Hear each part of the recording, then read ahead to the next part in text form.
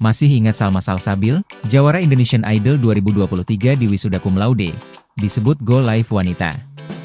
Ingat Salma Salsabil, gadis Probolinggo, Jawa Timur, sekaligus juara Indonesian Idol 2023? Kabar terbaru, Salma Salsabil akhirnya menyelesaikan pendidikan jenjang Diploma 4, D4, Program Studi Penyajian Musik, Institut Seni Indonesia, ISI, Yogyakarta. Kesuksesan Salma Salsabil ini melengkapi predikatnya yang berhasil di segala lini. Ya, nama Salma Salsabil mencuat setelah menjuarai Indonesian Idol 2023. Wanita kelahiran 12 Februari 2002 ini mendapat hak lagu kemenangan sekaligus menjadi debut singlenya sebagai penyanyi.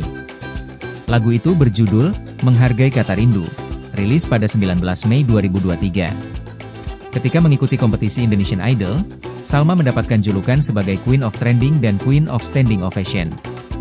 Salma Salsabil menikah dengan rekannya di Indonesian Idol 2023, Diman Syah Laitupa. Pernikahan Salma Salsabil dan Diman Syah digelar di Surabaya. Sebelum resepsi, akad nikah mereka telah dilaksanakan pada 23 Januari 2025, sehari sebelum peluncuran album Salma. Berhasil di percintaan, karir dan pendidikan, membuatnya disebut sebagai Go Live Wanita masa kini.